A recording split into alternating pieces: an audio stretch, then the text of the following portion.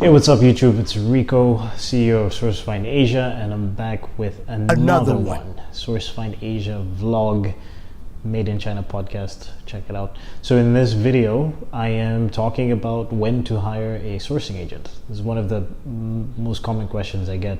So I wanted to talk about Unbiased, but I'm gonna try to be as unbiased as possible.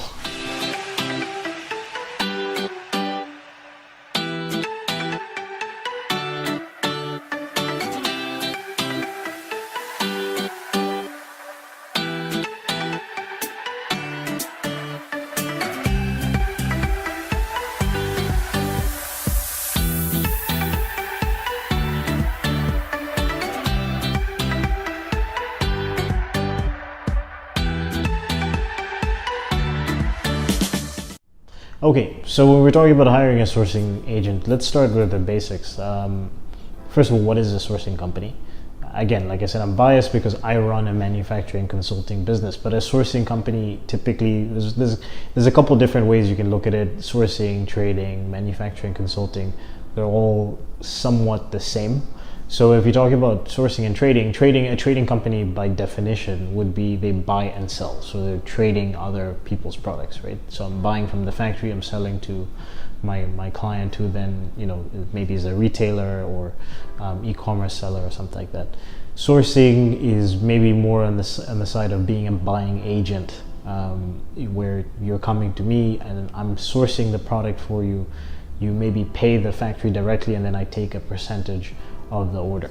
Manufacturing consulting specifically, when it comes to my business, we don't take ownership of the product. We source the product and then we consult throughout the production process, and then you know, we help with the entire production process, but we don't buy and sell the product to a client. And typically we don't take a percentage of the order. Typically it's a consulting fee that we receive. So that's sort of a broad overview of what those definitions are for anybody that didn't know.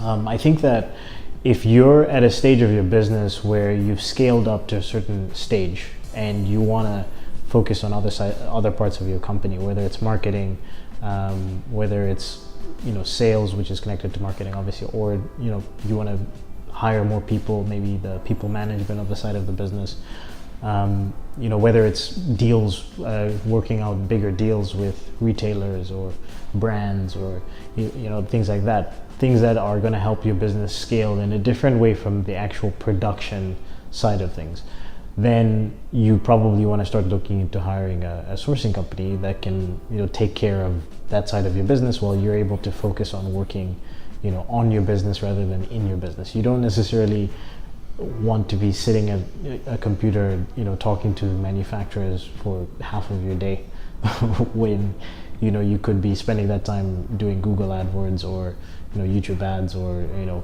again, making deals with brands for bigger orders.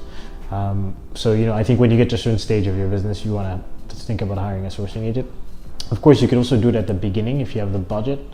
You know, if you have the budget for it, then getting help is always going to be a good thing. As long as you pick the right sourcing agent, which I'll get into in a little bit of time.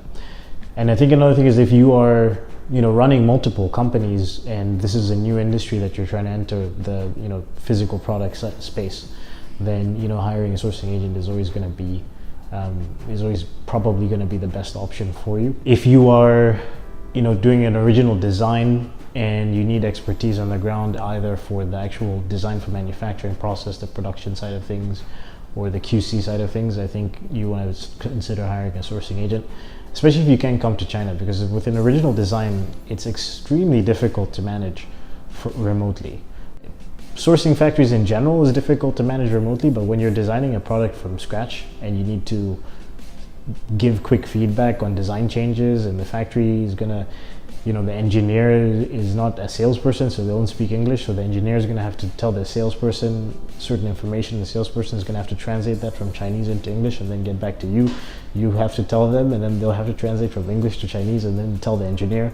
A lot of things can get lost in translation. So if you don't have somebody who's here who understands, who's bilingual and understands, you know, what your requirements or what your needs are, who's able to then help translate that with the factory, or at least clarify things, it's going to take you a very long time to get anything done.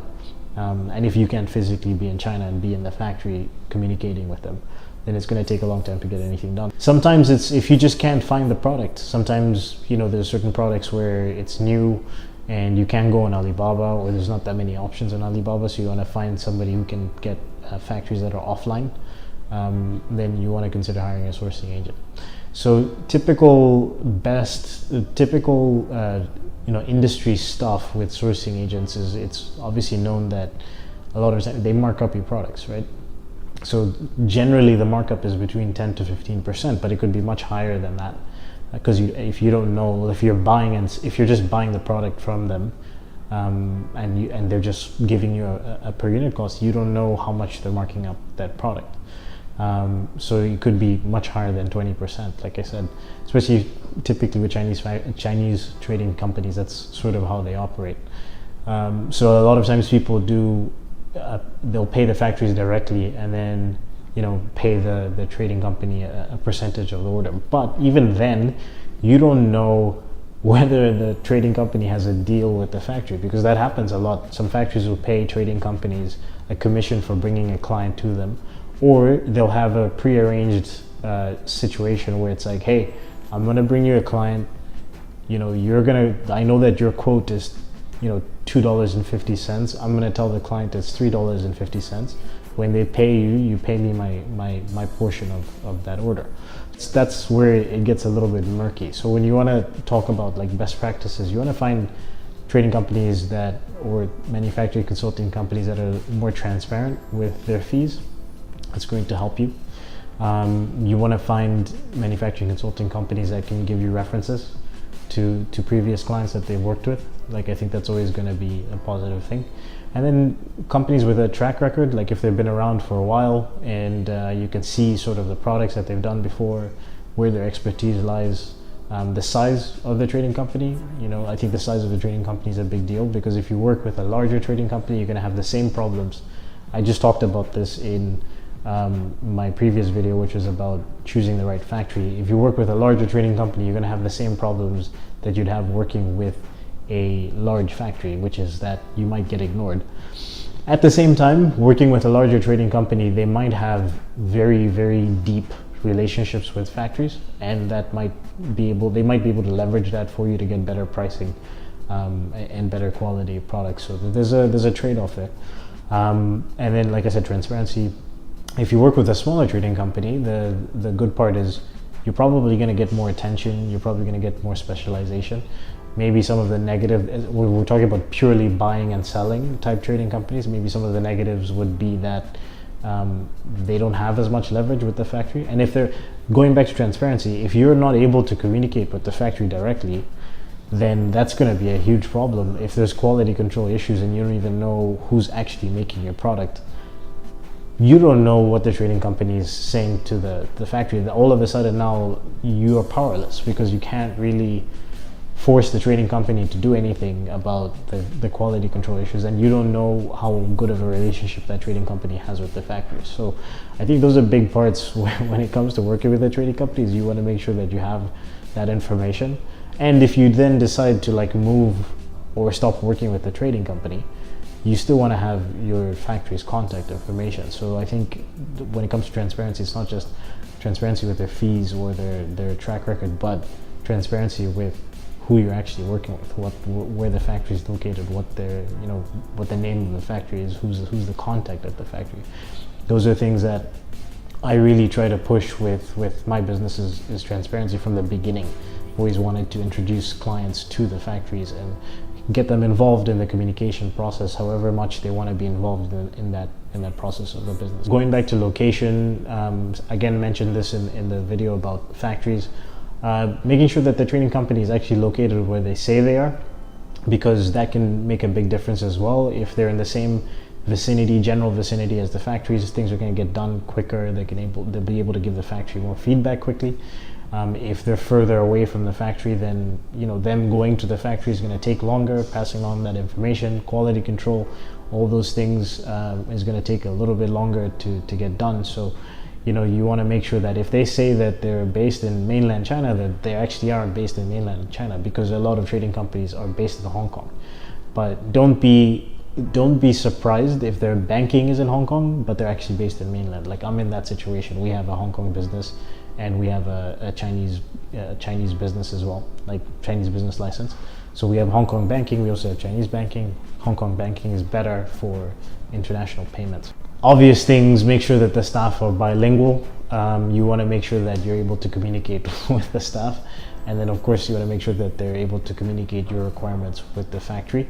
I think checking if they have a sort of QC management, QC production management in a process in place. So what I mean by that is, what steps do they actually take to ensure that QC is done correctly?